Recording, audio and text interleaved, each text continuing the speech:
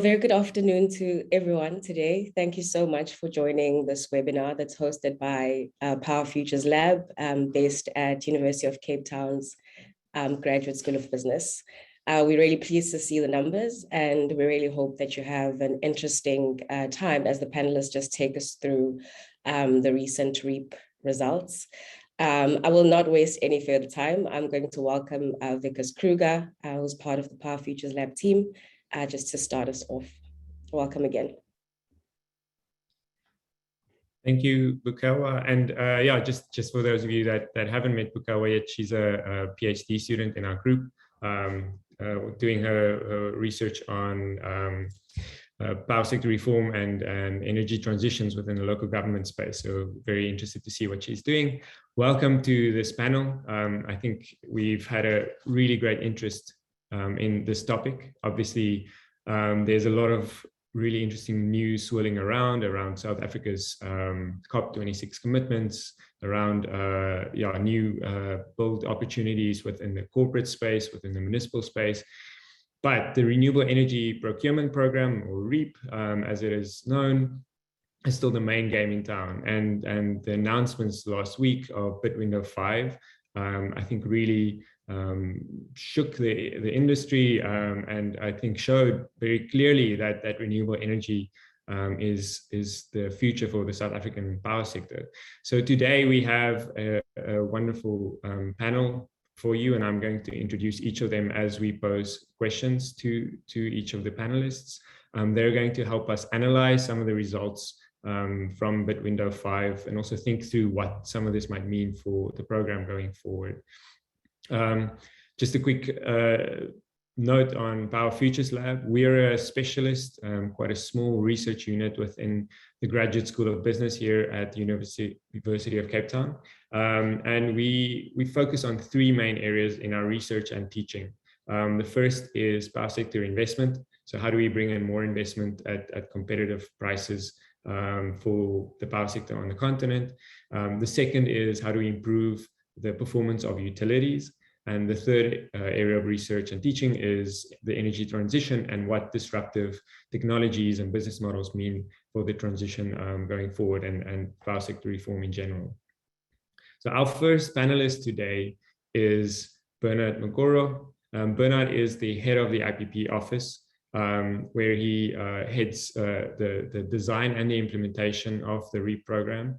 Bernard was previously with Eskom as the system operator, and so we're very thankful to have you, Bernard.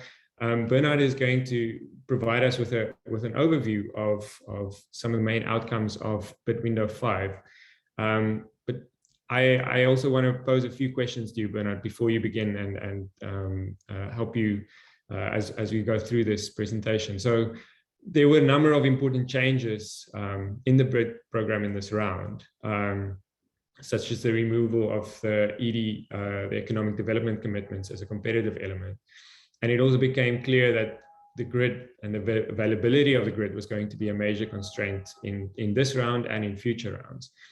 And so I have 3 sets of questions for you. The first set is, can you give us a sense of how bidders responded to these changes and constraints, and what the likely outcomes were, especially in terms of pricing? Second set of questions is, what were some of the reasons behind the changes in the procurement documents and the approach? And do you think that we are likely to see these persisting into new rounds?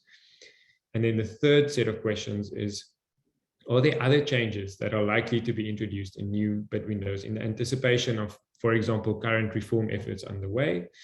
And what do you see the outcomes of this bid window signaling in terms of South Africa's energy future? So thank you, Bernard, and please take it away. Thank you very much, Vikas, and good afternoon to everyone that joined us this afternoon. I think I've addressed most of your questions in the presentation. Thank you, Vikas. Let me just see if I can get it on the screen.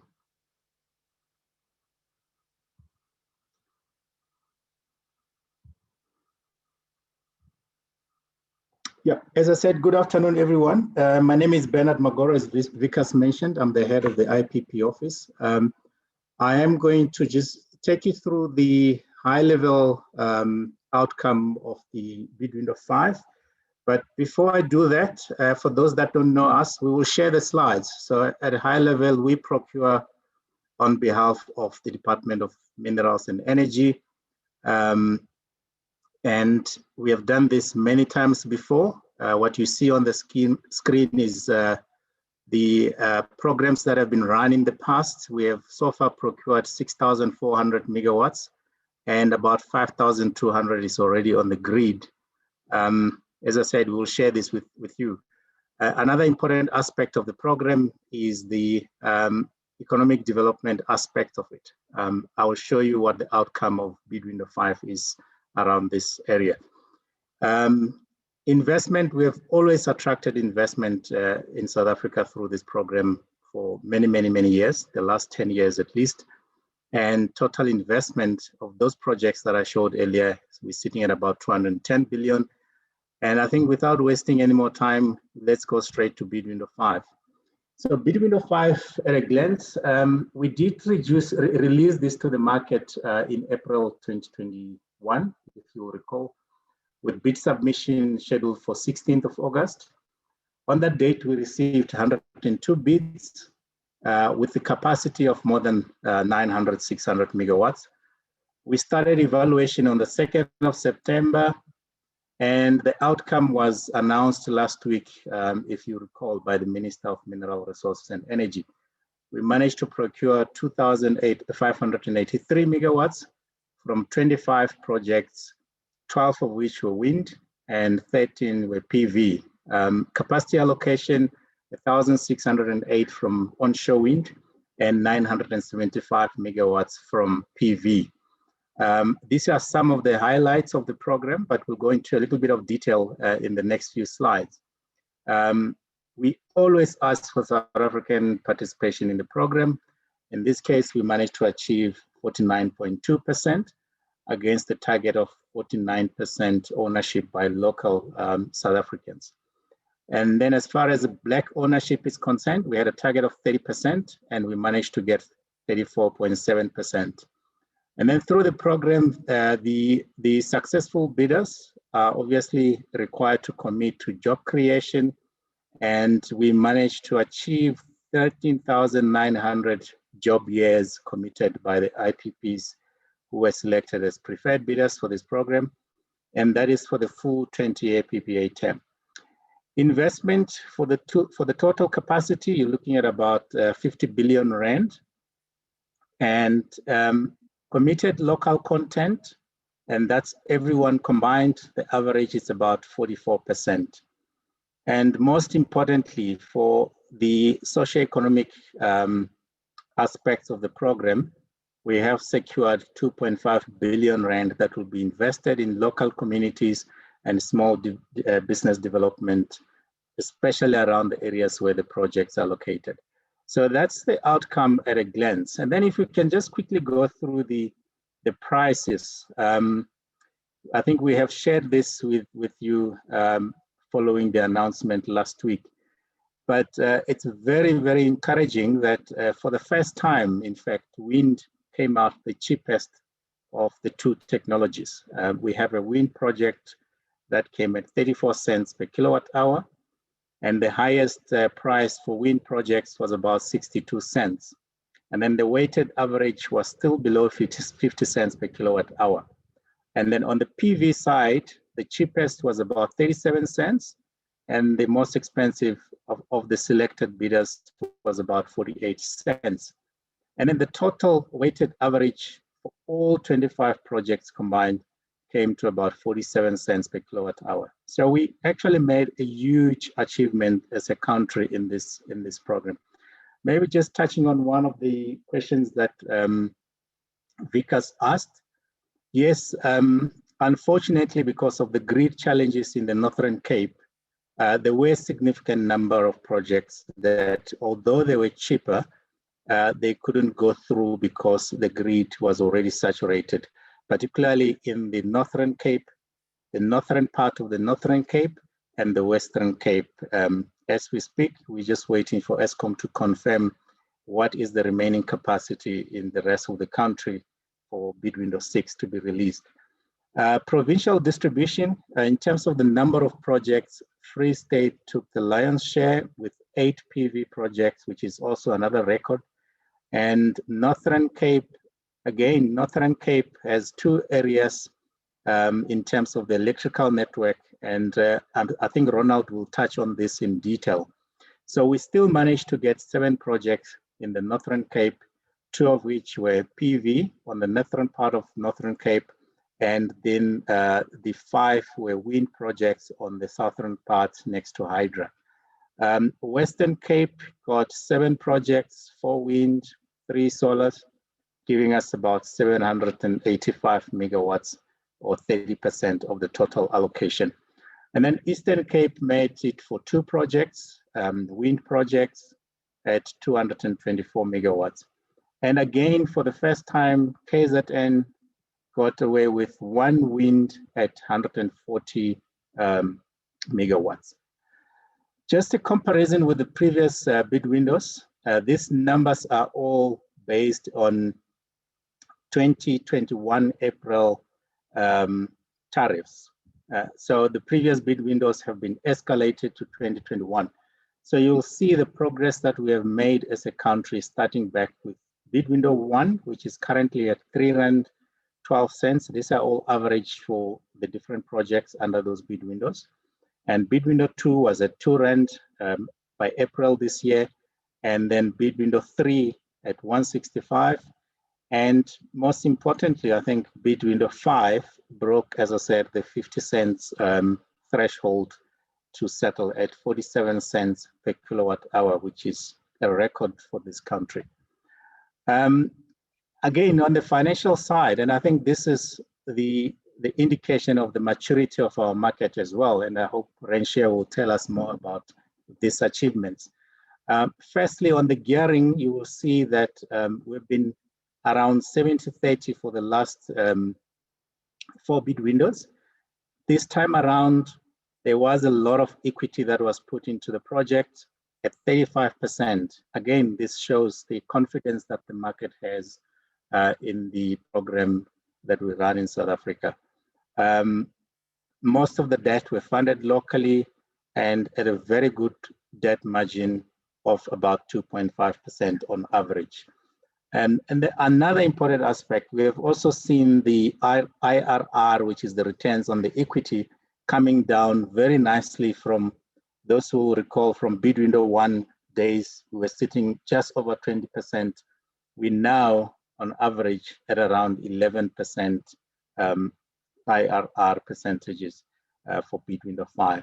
So a lot of achievements, once again, for the consumers.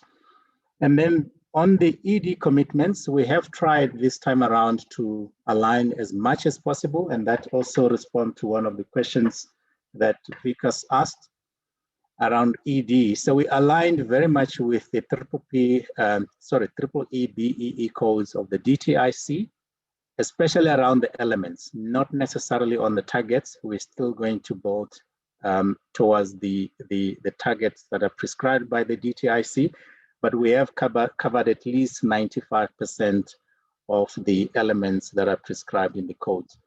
And then if we can just quickly look at that, I've also compared bid window 5 with some of the achievements in bid window, in the previous bid windows. So during construction period, when you look at employment, we had the thresholds in green on the left-hand side, and you will see the achievements that were made in the other bid windows. And then for bid window 5,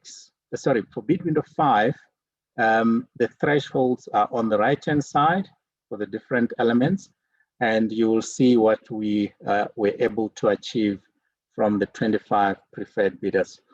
The important aspects here is again what Vikas asked.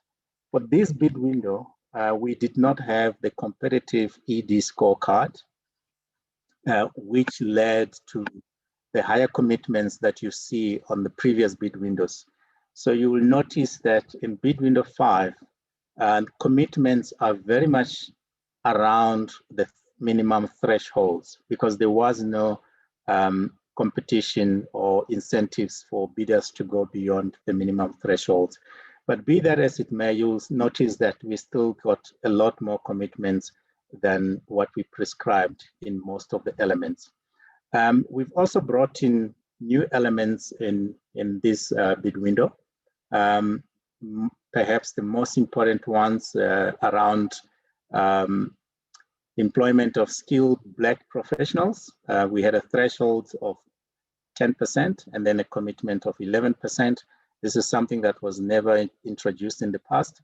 The employment of Black youth, Black women, people with disabilities, we also introduced this for this bid window. And this is the commitments that were made by the preferred bidders. If we can move to shareholding, again, you'll see that the previous bid windows, there was a competitive advantage, and therefore the numbers are looking much higher than the thresholds. But if we can just touch on the first two, the South African ownership, you will see that we ended at 49.2%. So setting up these high thresholds also helped us to retain some of the achievements from the past. Black shareholdership, again, you'll see in the past, there's high numbers that were due to competition in the scorecard, but we now settled just over 30% threshold at 35% for bid window 5. Another key element that we introduced this time around was shareholding by Black women in particular. It was not there in the past. We set a threshold of 5%. We achieved 7%. And then you can see the other elements as well. We'll share the slides. I just want to make sure I leave time for other panel members. And this is on BEE thresholds as well. You'll see the there were no thresholds in the past, huge achievements as well. And then on the right-hand side, you'll see the achievements that we made for bid window 5. And then another key one, which we're all interested in, is local content. It's always been a focus area for the program. In the past, the threshold has been moving from 25% right in the beginning of the program to about 45% for bid window 5. We also retained 45% for PV and 40% for wind, but on average, we achieved about 44% overall commitment by the preferred bidders. So that's basically what we have managed to achieve in this bid window. And you can see clearly that there has been some loss due to the fact that we did not get the exemption from National Treasury to introduce the competitive scorecard, and also the 70-30 instead of 90-10 ranking process that had a direct impact. But because we have these high thresholds, we still retained some of the achievements and some new elements that we introduced as well.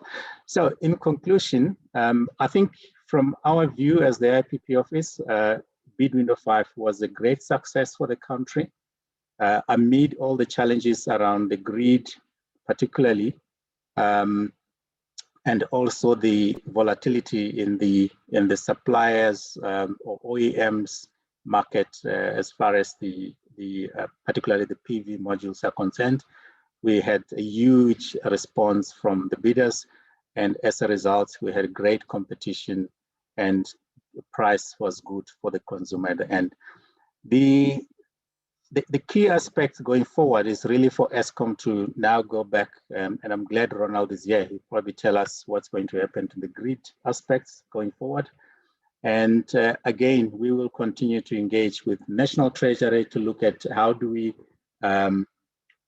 introduce a way that still incentivize bidders to commit more to economic development in the country. And then the other aspects for other bid windows, which we need to keep in mind as well, the changes with the lifting of the licensing requirement to 100 megawatts. We are also in the REI4P office doing a study to look at other mechanisms to replace, the traditional government support for this mechanism for the program. And that work is also far advanced, and we are hoping to start engaging the stakeholders very soon. And then from the grid operator side, which is understandable with more and more renewables, there is now a need to start looking at some of these renewable technologies participating in grid management as well, particularly around ancillary services, forecasting requirement, and the like. And last but not least, we have seen throughout the world that the PPA tenures are changing. So we are also looking at it as well to see what is the what are the opportunities there to reduce perhaps the PPA tenure. And again, it's also driven by another question that Vikas asked, the reform in the market. We're signing 20-year PPAs. At this point in time, we don't know what the market will look like in the next 10 years. So it's also important that future bid windows also take into account the reform that's currently happening, starting at ESCOM. Because from my side, that's all I have to share. I'm not sure if there are any questions. Can I hand back to you in the meantime? Thank you. Thank you very much, Bernard. That was a great overview, and I have just two quick follow-up questions, and we will later go to the rest of the audience for their questions. But I have just two questions. So the first is it possible for you to give us a sense of how many projects that were competitive at the current price range had to be dropped because of grid constraints within the, especially Northern Cape region? Yeah, maybe let's first answer that question, and then I'll get to the second. Yeah, so there were a number of projects that were competitive. Look, I think it's still a procurement process. Let's rather just leave it at, yes, there were a significant number of projects for now, and okay, we will communicate in due course because we still have to engage those unsuccessful bidders. Thanks, because, but yeah, the price range, the cheapest was 34 cents, as you saw, but we had projects on the PV side up to 72 cents and the wind side up to 82 cents per kilowatt hour. Thank you very much. And then, sorry, just a second question is the closing of these projects, so reaching financial close and commercial operations. There has been some concern expressed in the market about whether these timelines are realistic, and I just wanted to check with you, is that a concern for the IPP office, or are you comfortable that there was sufficient due diligence done on these bids?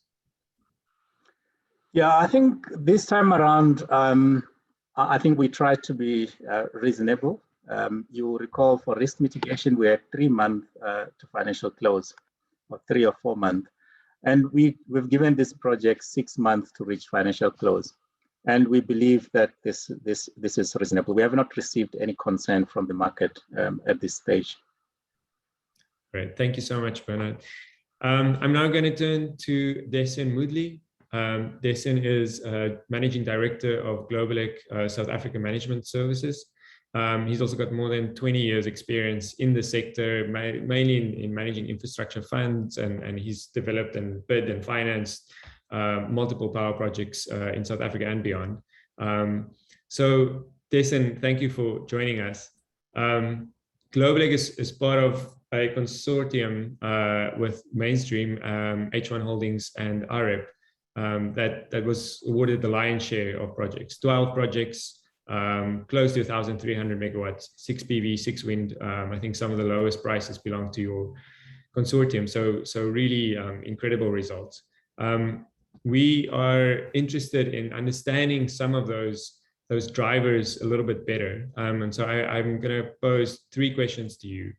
The first is, can you provide us with some insight into what made it possible for you to achieve these competitive prices, especially if you consider that the macroeconomic conditions in the country have worsened. There's been a long hiatus in procurement. The economic development thresholds have been increased between the rounds. So that what made it possible for you. The second is some of these changes that Bernard was discussing now. Can you give us some insight into how that impacted your bidding specifically? And then do you see this as having a specific influence on how the rest of the sector is going to be looking at procuring power, specifically if you think about private and municipal power programs and maybe some of the engagements that you've been having already? Thank you, Jason. Okay, hi Vikas and hi everyone. Thanks for those questions, and it's great to be talking to everybody and celebrating, I think a very successful bidding round, not just for global, I think for South Africa.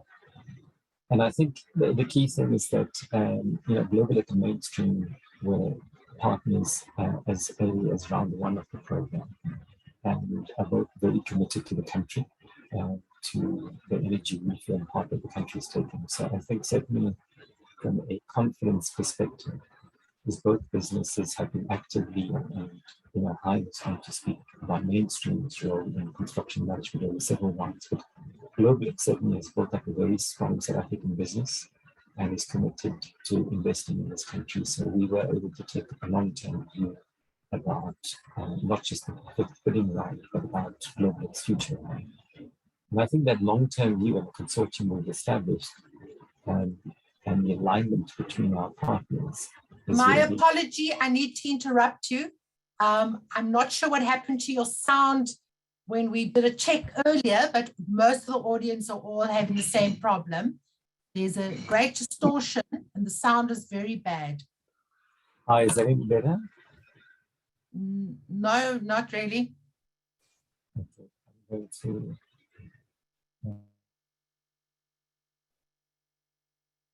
now we don't hear you at all. If you sit a bit closer to your laptop, is it? I'm going to sit closer.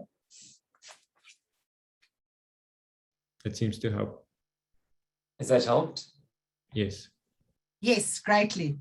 Hi, sorry. So I'm not sure how much of that you heard, but the short part of it is that I think mainstream and global have worked together from as early as round one and have set up very strong businesses in the country, but global in particular is able to, because it's got a strong view about what South Africa's... I'm really sorry about this. I hate doing this. But is there something covering your mic? Is there a paper or a book or something in front of your mic? No, there isn't anything in front of my mic. Because earlier it was much different. I'm going to try changing it one more time, and maybe we should move to Hein, and I'll try and get our IT support to come in and take a look, if that's okay, Hein. Okay, let's do that. Okay. Thanks, Jason. So Hein Reinicker is the General Manager of Africa for Mainstream Renewable Power, and they've been participating with Global, as Jason was saying, in this consortium that was really quite dominant, I think, in this round. Hein, so maybe you can take over where Jason started and just give us some insight into how you were able to achieve some of these price outcomes, and specifically, I think, address some of the speculation that's in the market regarding, for example, concessional funding that's been sitting, or that's been speculated might be behind some of these numbers. Thank you, Vikas, for the opportunity, and good day, everyone. I think before I get to the concessional funding, or maybe I can just answer that question now. There's no concessional funding that's part of our bid. We are using South African commercial banks to fund these projects together with our equity. And I think, Jason, before we ran into noise issues, is that we picked up, we built a consortium of credible partners. All of these partners has been involved in the renewable sector in South Africa for a very long time. I mean, our relationship with Global goes back to round one, as just mentioned. And that's built a lot of trust, not only in ourselves, but also in our partners, people providing funding to the projects. And ultimately, we've been able to be very aggressive on a wide range of things. So achieving these tariffs wasn't a question of just one big lever. It's a multiple layers of things that we've put together over a long period of time, and ultimately running up to the end of the bit. When these projects started, the wind project started on average about 12 years ago when we started the development of these assets. The solar assets we started 8 years ago, and through that time, it's continuous hard work by us as a developer to ensure that these projects are in the best possible space or place to be competitive. Mainstream, we've got 100 employees locally in South Africa. They're all South African. This is a South African-driven effort. We're obviously part of a big international group headquartered in Ireland. Using our experience from other markets across the world, we've been in the process of building out a 1.3 gigawatt platform in South America and Chile. And using that knowledge and experience, we applied it in a South African market. And ultimately, we were able to put forward quite competitive tariffs and pricing. Yeah, I mean, that's kind of the view I've got on that. Yeah, I don't have anything else to add to that because you've got other questions. I have just a quick follow-up question on that. I mean, there's how much of an impact did scale play in your ability to do this, and economies of scale specifically? And secondly, looking at terminal value of your project, meaning the ability to sell power after the PPA, the 20-year PPA has come to an end. Does that come into play in terms of your pricing decisions? Yeah, look, scale definitely played a big factor in our approach. I mean, it's 12 individual projects, but we are looking at it from an equity perspective as 5 projects. One big solar cluster and two big wind clusters and 2 separate wind projects as well. One of them in the KZN. The Northern Cape grid issue took out a lot of competitive projects in the market, including some of our pipeline. But we had the benefit of having a scale pipeline to have other options available to us, which did give us, I think, in some scenarios, a competitive edge. About in terms of what we had available in our pipeline from a development perspective. But yeah, scale definitely did play a big role. In terms of,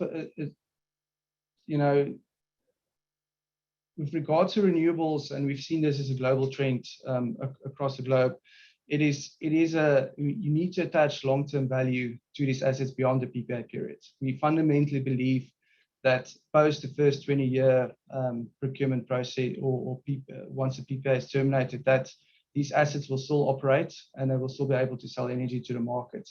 And yeah, I think all of the successful bidders in round 5 did take a view on this. And some may have been more aggressive than others in terms of what they deem that value is after 20 years and how long they think they can extract that value out of the project after 20 years. Okay, thank you so much. I'm going to quickly go to Rensha van Tonder now, because I want to make sure we give enough time. And Dessen, we're going to come back to you after that, if that's okay. So Rensha van Tonder is the head of power client coverage at Standard Bank. They've been involved with the REI program since the start. Rensha, my question for you is, lenders are obviously incredibly important to the success of the IPP program. As Bernard's slides have shown, the majority of funding is coming from the banks. It also seems that there's been increasing competition between the banks or between lenders over time, especially I think within this round. So I have quick 4 questions for you. Can you give us a sense how lenders responded to this window specifically? And if you can tell us anything about loan pricing, tenors, sizes that might have gone into how these prices were being achieved. And second question is do you see this competitive dynamic between lenders waning as more opportunities open up? For example, or in response to this 100 megawatt license exemption.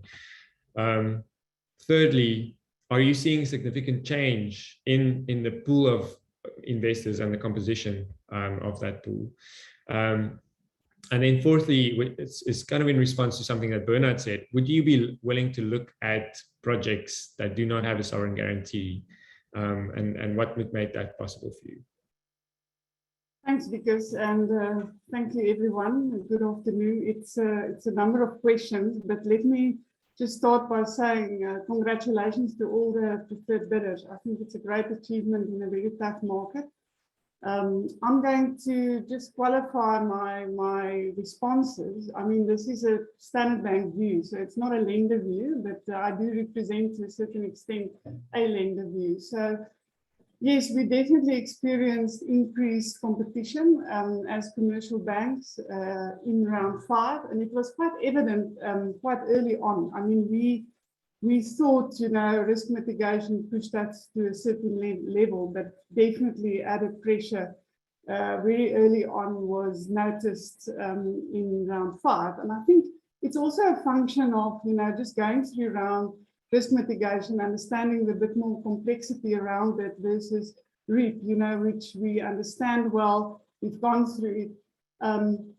And we've seen a number of players coming into the market asking for terms.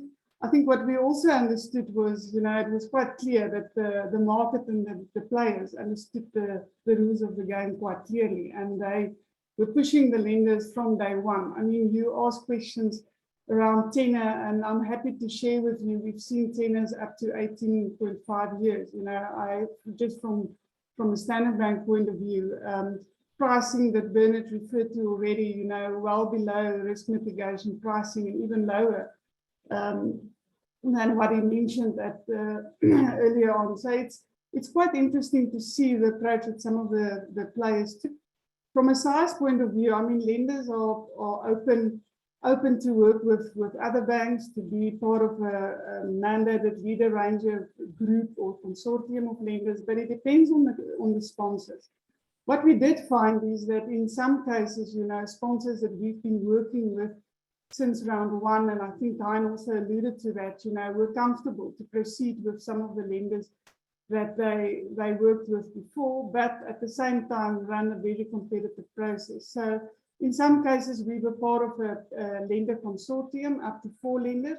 In other cases, we were the sole lender. So I think it does depend on the preference of the sponsor and the process that they follow. I think your second question, just around competitive tension, I think it's definitely going to continue between the different commercial banks and DFIs. I do believe DFIs complementing commercial banks, and spending a lot of my time in a DFI previously, but I do believe that the competitive tension will remain, because these projects, especially REIT projects, we know them, we understand the program, the PPP model work, we're comfortable with the timelines, with the implementation, and there's a success track record. The 100 megawatt being introduced certainly bring another dynamic. I mean, we've seen already competitive tension being built around some of these RFPs issued by mining companies specifically, and how the lenders feel comfortable with certain names and the change in structures and pricing already coming through. But I do believe this is a market that is developing.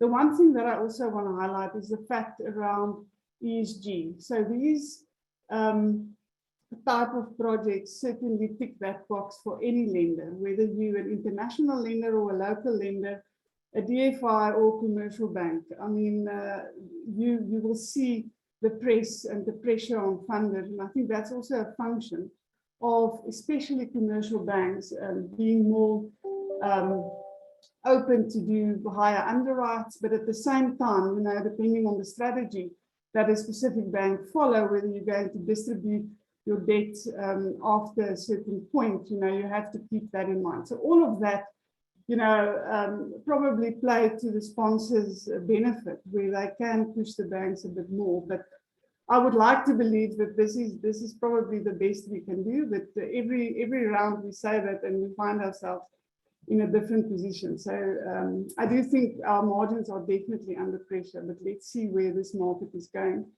I think the pool of investors, just very briefly, we've seen just from a debt point of view, many clients asking us to engage with international funders. And we've also tried to proactively engage with both ECAs and international DFIs to see how we can complement each other and provide a better package to our clients. But I do find that, and I think most of the commercial lenders, and it's proven in the funding mix that was referred to earlier, commercial banks are just more competitive. And I do believe it's because we have local balance sheet, it's easier to fund in ZAR, and we understand the market. So I think your last question was probably the one that's the most difficult to answer. And I think we've certainly been open to any discussion, any engagement on the sovereign underpin, which to a certain extent have definitely supported, you know,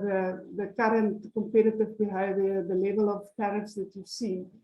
But I do believe that, you know, we have to work together with government. I mean, the IPP office embarked on a process where they appointed consultants to engage with all parties, including lenders. And we've had already, I think, 2 discussions with that group, just analysing what are the options, what are the alternatives. But just from where we sit, I think all of this need to be seen in the future of an unlocked power market, moving towards a more merchant market, and how soon we can see those reforms being implemented, because you can't just look at one solution in isolation. Thanks, Vikas. Thank you, Rencha.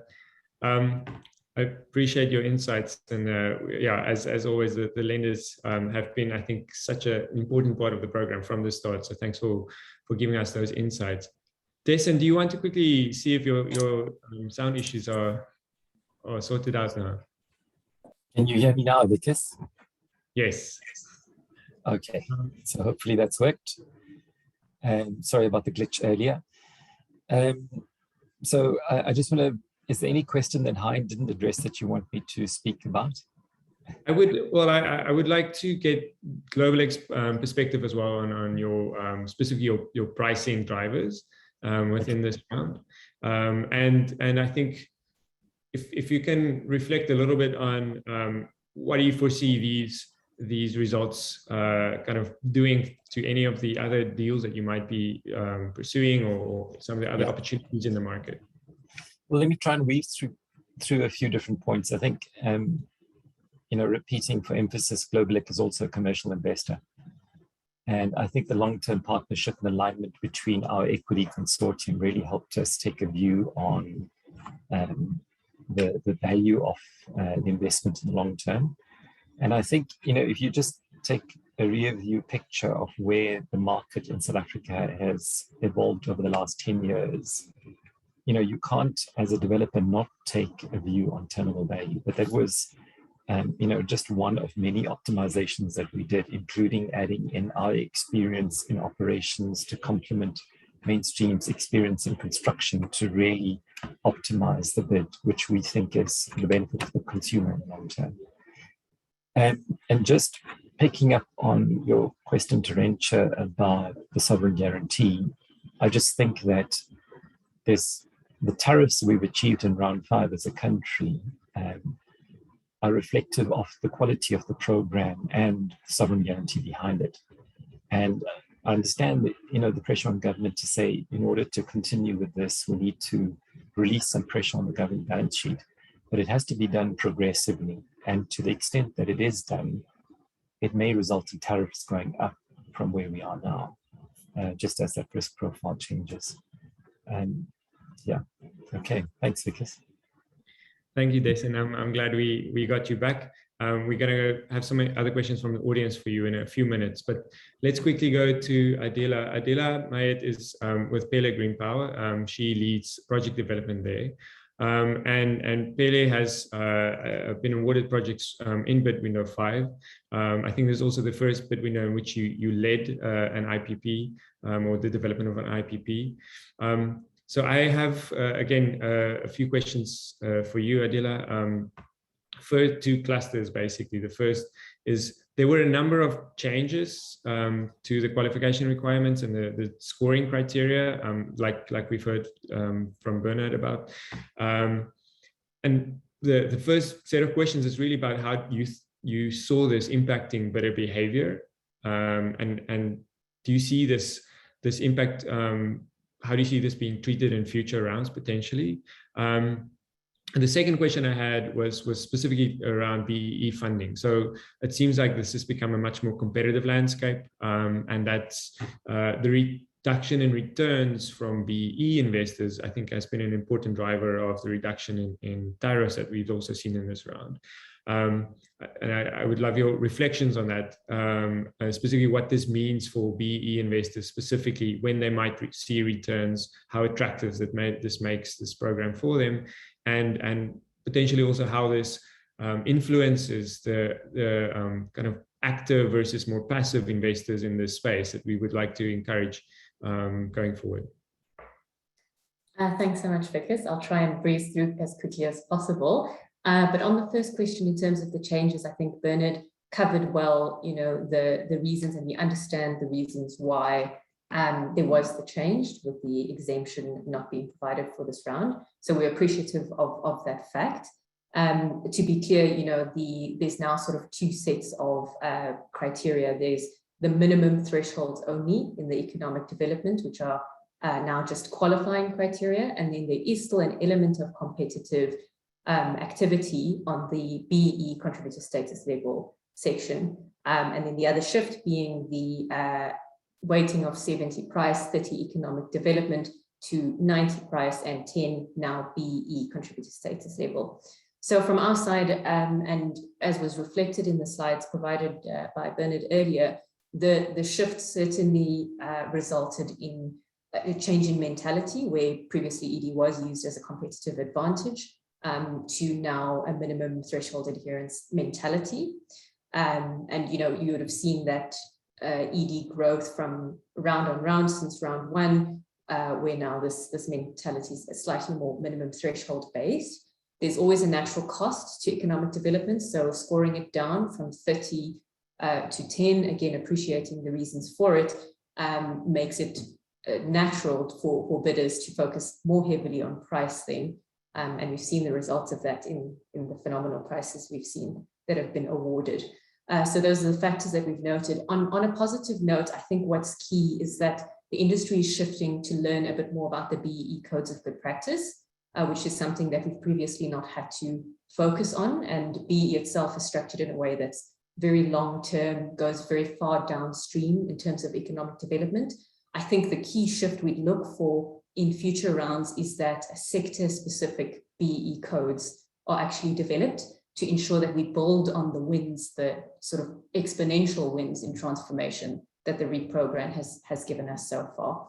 So I think that's really key. And the second sort of way forward I'd note on that is that we must also shift, the funders, state, everybody has shifted very heavily to, in the first few rounds, to ensuring there was funding available for Black-owned IPPs. The same energy and capital needs to stay there, and also move towards the manufacturing sector to ensure that that downstream capability is there.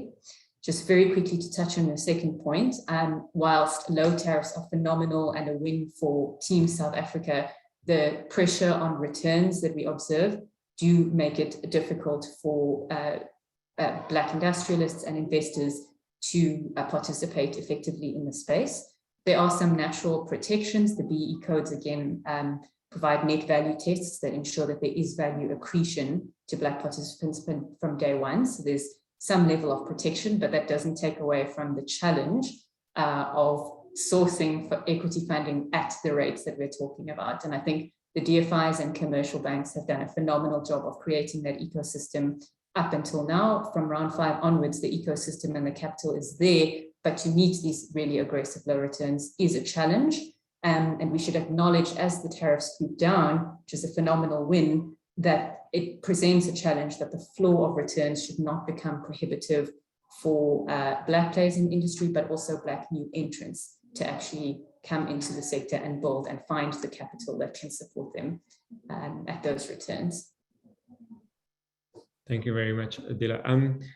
Just a follow-up question on that is, it seems like there has been, so, I mean, this is not just around BE, but I think for the sector in general, there's been some concentration happening over the rounds. Do you see this concentration happening within the BE funding space as well, or is there more competition? Is it because it seems at first glance, I think that there is quite a lot of concentration happening, but I think that there's more complexity to this picture. Yeah, certainly, and it's probably a longer conversation than we have time for, Vickers. There's certainly been a high level of concentration around the players in the market. It is where the returns are so low, naturally more advantageous to have higher operational involvement or potentially even scale to enable you to meet the aggressive returns required. However, I think there's reputable IPPs and reputable Black investors that have that severe concentration, and we look forward to seeing them close. Okay, thank you so much. I'm now going to shift to Eskom. Ronald Murray, thank you for joining us. He's Senior Manager at Strategic Grid Planning with Eskom. And as you would have heard, the grid has been a massive issue, I think, within this round, and it's just been a signal to the rest of the industry in terms of what's coming down the line. Ronald, if you could switch on your video. Okay, great. Ronald, I have 4 questions for you as well. But in general, I mean, as the share of renewables continue to grow, the grid is really increasingly important, and it seems that investments have not been able to keep pace with what is happening in terms of the transmission system. Can you give us a sense of the size and magnitude of investment required? Is there space for the private sector to participate in kind of meeting these investment needs? How is Eskom's transmission division coordinating with the IPP office, with the private sector, and how can that be improved? And then finally, will the establishment of an independent transmission and system market operator, an ITSMO, facilitate these kinds of investments and access that we need? Yes, I think the constraints have been problematic, but I think we mustn't also underplay the grid strengthening that has taken place. So if you consider the Northern Cape, which is very limited, 0, and was very limited for bid window 5, what we must remember is that when the first GCCA was released in 2012, there was only 1,000 megawatts capacity in the Northern Cape. And by bid window, for bid window 5, GCCA 2023, there's more than 3,000 megawatts in the area. And that's a significant amount of capacity added in an area with extremely limited local load. And often that message is not well publicized, in that we've actually managed to connect a significant amount of renewables in the area. Capacity does become problematic once you start reaching these kinds of excess power in the area. But not to underplay the investment, we did release the TDP in October, and we indicated there that we need about 140 billion rand in total, 70 billion rand for the IRP strengthening, about 20 billion for N-1, and 36 billion for general strengthening of the network. So there is a significant amount of money required in order to strengthen the grid. And of course, what is required for this is a tariff support to adjust to ensure that the investments that are made are appropriate. And whether IPPs do the investment or whether transmission does investment, the funding needs to be paid back. And so it is critical that the tariff adjustments reflect the requirements for it to be paid back. The problem with investments from IPPs is that the investments that are required are no longer local investments, which they really corridor investments. They supply provinces and move power across multiple provinces. And this requires significant pre-investment. And what makes it complicated is that the IPPs are only known 2 years before they need to invest. And these transmission strengthening are required up to 7 to 10 years in advance. And it makes it a very complicated arrangement to know who is going to be paying for this in time. And the reality is that whoever is going to provide the funding will still need a tariff to reflect the repayment of that funding. And this is exactly why the transmission company globally as well is a independent company that's sole purpose is to provide access to the grid. And having an appropriate tariff with the appropriate investment structure, it enables good competition in areas with high quality resources to ensure low costs. And if the transmission is supported to do that, these capacities can be made available within the areas. Just a follow-up question on that is the issue around land and the availability of land for this transmission corridor, and the role that IPPs could be playing in terms of opening up that space. How big of a constraint is that? Yes, it is a big constraint in that it doesn't matter if we have the money, it matters that we have the right to build. And the right to build, the EIA process, we partnered many years ago with the DFFE to ensure that legislation is changed to streamline the environmental process, which has been done.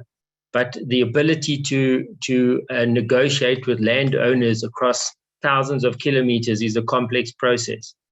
And unless you have the right to build, you cannot expand the network. And this is a big constraint. And this is where we request partnership or participation from the IPPs, who generally along these corridors want access for the renewables, but also have very good relationships with the landowners, the farmers in the area, and can assist with streamlining the process to acquire these lands and rights. And it is in this area that we have a lot of current constraints, in that we cannot guarantee the expansions without having the rights. Eskom doesn't have expropriation, so it makes it complex to go through an expropriation process, and we really need speed of acquisition. And having the ability to partner with people in the renewable industry who require this access and who have got good relations with the farmers is a very advantageous space to be in. And therefore, if in any way they can assist in streamlining these processes to acquire these rights of way, it would really assist to expand the transmission network. Thank you very much, Ronald. Okay, I am aware of the fact we are now at 1:30, but I see that there's a number of questions in the Q&A box. And so, Bukewa, I'm going to ask if you can please help us to just sift through these and pose some of these questions to the panelists. Yeah, sure. Thanks, Vickers. There are a number of questions indeed. I'm just going to ask if our amazing panelists could go through some of them and see if they can respond to easy ones that you can just type the answers. And also maybe let's take a few hands, take 3 hands and see where, and take it from there. Is it okay, Vickers? Sounds good. Thank you. Cool. So yeah, maybe let's take 3 hands as a start and then go through some of them as the panelists respond as well. So please feel free to raise your hands.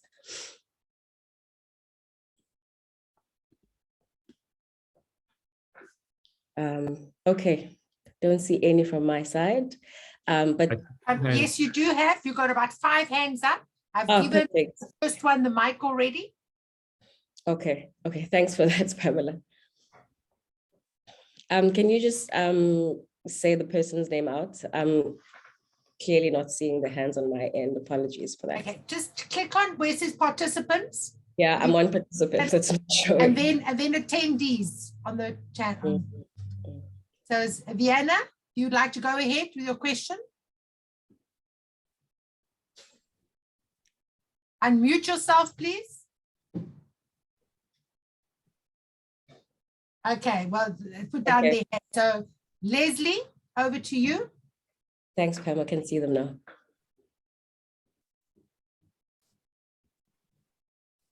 Leslie, you're also muted. Unmute yourself. Okay. Okay. Have a look at some of the Q&A because you've got about 52 questions there. Yeah, no, Also, absolutely. hands up just So now. if somebody can just unmute out of the hands that are up, if you on the card unmute and ask your No, question. they can't until I give them a mic. Ah, okay. Let's try Chris Yelland. I think I can talk now if you can hear me. Yes, A few quick questions to Bernard Maguro.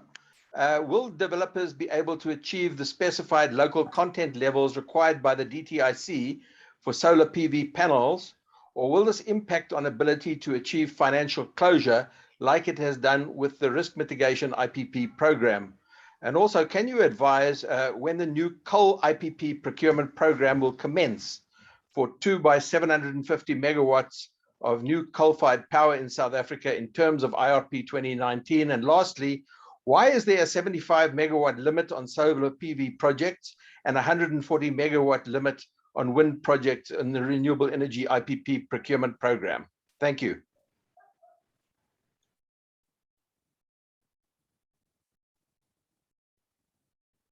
Bernard. Okay. Thanks, Chris, for those questions. I think the first one, if I can start with that, around the ability of the bidders to reach financial close in light of the challenges with the DTIC designations. Chris, I think maybe I can start by saying, I mean, it is to all our interests as a country to make sure that we kickstart manufacturing. Otherwise, we're not going to solve the challenges that we have. It is a challenge, and I think developers are here. They will confirm that we have had many engagements with them, with the lenders, with DTIC. It's a challenge that I think it's not just for the IPP office, it's not just for the department, not for the developers alone, but for all of us to solve. So I think the best way to answer this question, let's continue in the different engagements that we are having, Chris, and see how best we can address it.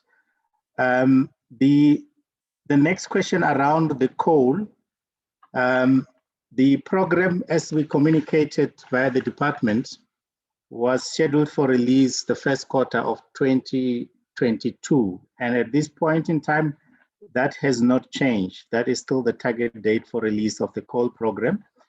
The third question around the sizes for PV and wind, these limits were determined back in the beginning of the program, largely on the basis of the capacity that were available at the different substations, particularly the distribution substations where these projects were connecting at the time.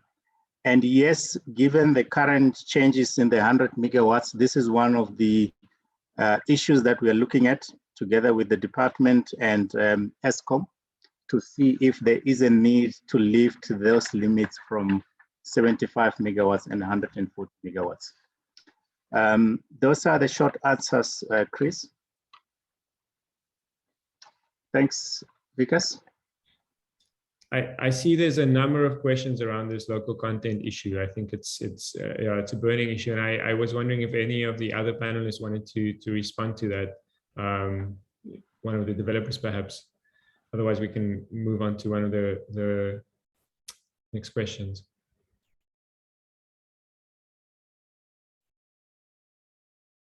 Okay. There's a number of questions about the ability of these projects to close. I think the IPP office have expressed their opinion about that. My understanding is that these bidders have committed to the bid closing timeframes, but we can let them respond to that as well. A question I do want to address that came through in the Q&A was this curious reduction in gearing, meaning there's less debt on average in these projects than there were in previous projects. And I would be interested to understand why that is. And it seems to almost go against the knowledge that people would, or how one would normally think about these kind of project finance deals, where debt normally increases equity returns and in that way reduces overall tariffs.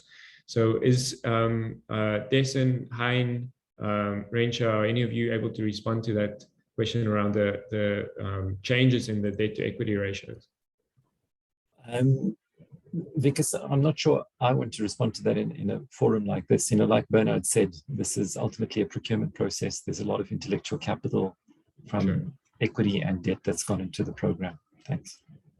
Okay. Rensha, putting you in a tight spot here. Thanks, because you certainly put me in a tight spot, and I think it depends on the sponsor group and the projects. We've certainly seen in the projects where we participate that still an approach to try and see whether you can maximize the debt, but again, it depends on the consortium and the project leaders and sponsors. Okay. Thank you very much. I see we have a number of hands still up. I'm going to try and see if we can get Etienne to pose your question. Etienne, are you able to unmute yourself? Yes. So it was to Eskom. We understand the constraints on the transmission side, but what portion of these upgrades can be mitigated or deferred by using large-scale energy storage? We all know that the grid is not homogeneous and that the energy is not always produced where it is necessary and when it is necessary. Ronald? Yeah, so we are looking at batteries, and we are looking how to use them to mitigate constraints. So we're currently conducting studies to have a look at how that possibly can assist with the constraints. As you say, it depends from area to area, and it depends from what type of resources are in place, as well as how those resources are spread across the grid and where the grid constraints are. But the studies are very promising, and they and we continue to pursue the studies with vigor to try and get an answer to see how much alleviation of the constraints we can have. But the constraints are only alleviated for a period of time, and the grid strengthening still remains critical to ensure that the grid remains stable and that we can connect the renewables in time. So we see the batteries as a mitigating factor to buy time so that we can bring the transmission grid in. But we are still conducting those studies to make sure that it is applicable in particular areas, and that the outcomes will materialize as envisaged. But it is the correct point that you made. Thank you. Thanks, Ronald. Ntumba, do you want to pose your question? Oh, just lower your hand. Stephen Koopman.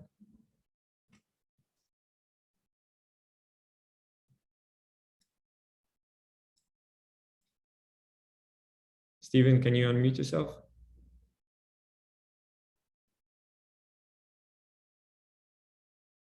Okay. Timothy Foxen. Yes, greetings. Yeah, my simple question was for those published rates, what capacity factor is used in the calculation? You know, is it 100% or is it some default value for you know, a solar facility or a wind facility? So I'm going to respond because I think this is usually quite a sensitive topic because it is part of the procurement program, and I don't think any of the bidders can tell you what the capacity factor is that they're assuming in their bids. But I know that many of the bids have assumed quite aggressive capacity factors. South Africa has very good resources that make that possible. But if you want to understand that in more detail, we actually run a course on project finance for renewable energy, and as part of that, we go into this topic in quite a lot of detail in March. So that's fine. Thank you. I think you might have answered the question. Would it be that it's based on individual bidder commitments? Yes. So the prices that are bid is based on individual projects. Correct, Hein? Yeah, look, I think the important point is we only get paid for what we generate. So if you've got a high capacity factor project, you've got a chance to put forward a more competitive project. If you've got a low capacity factor project, your tariff will obviously be higher. We don't get paid for promise of energy. We get paid for energy on the grid. Okay. So sorry, one more question. So those published prices are the actual bid prices then? Yes. Correct. Okay. Thank you. Okay. Two final questions, and then I'm going to have to close this panel. George Mahlangu, you have your hand up. Do you still want to ask a question? Sorry, could we go to Tumba? He has asked very nicely in 3 forums. Can he please ask his question? Okay, sure. No, sorry, I didn't know he unmuted himself. Please go on, Tumba. Yes, good morning, Tumba Katabwa from the French Development Agency. A question for the IPP office. Strategically, how could the REI4P program be used to deliver on the objectives of the just energy transition ambitions of the country? Thank you.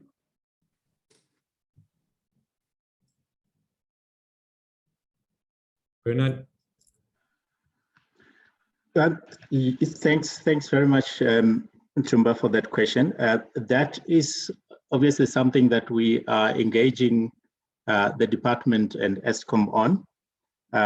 But as we speak, we have not agreed on how best to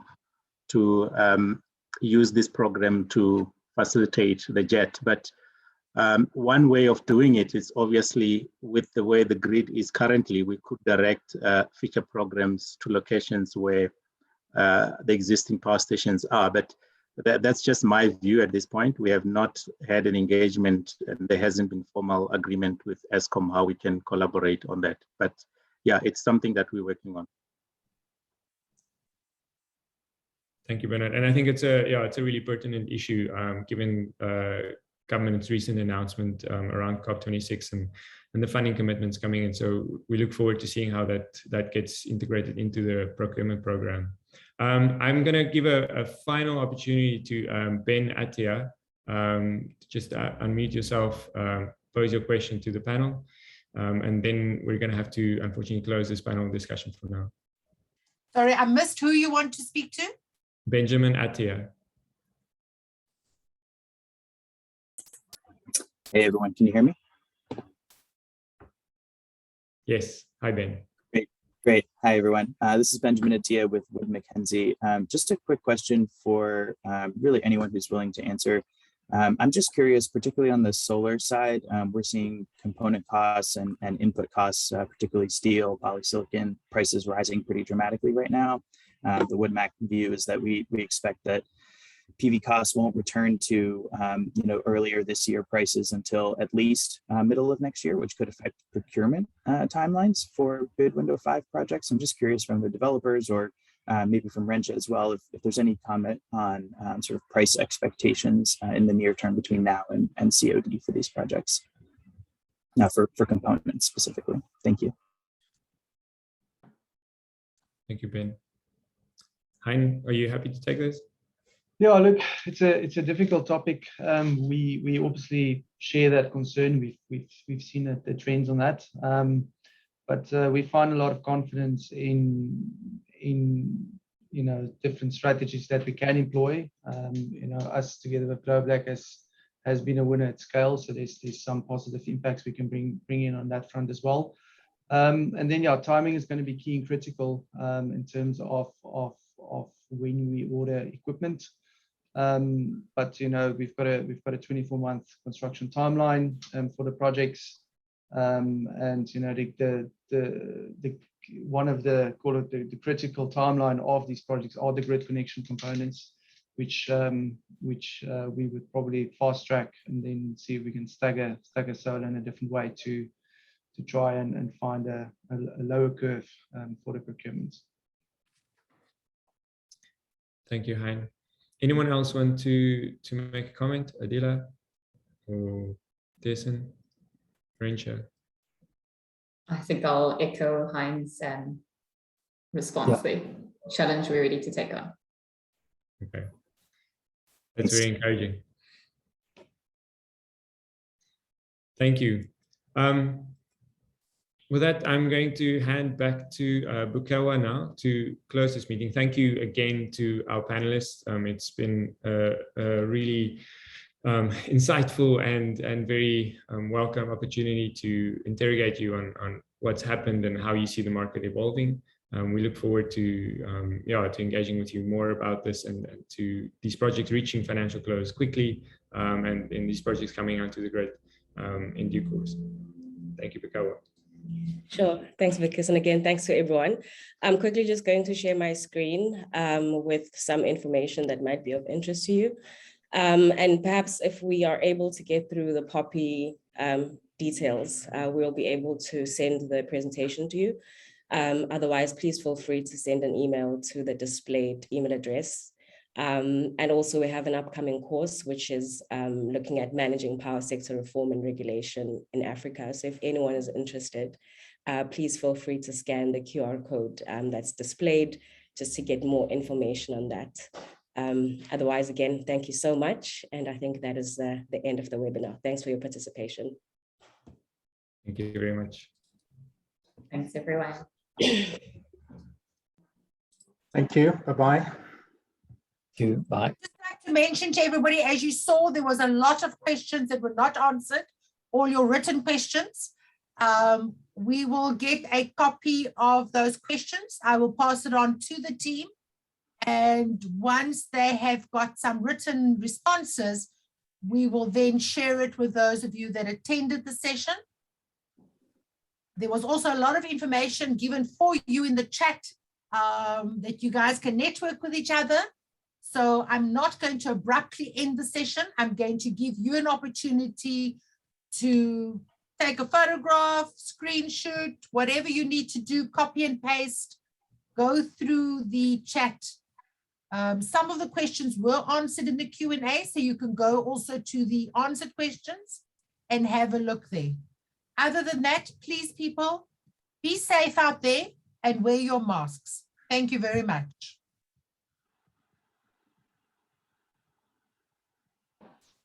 Thanks, everyone. Thank you. Bye-bye.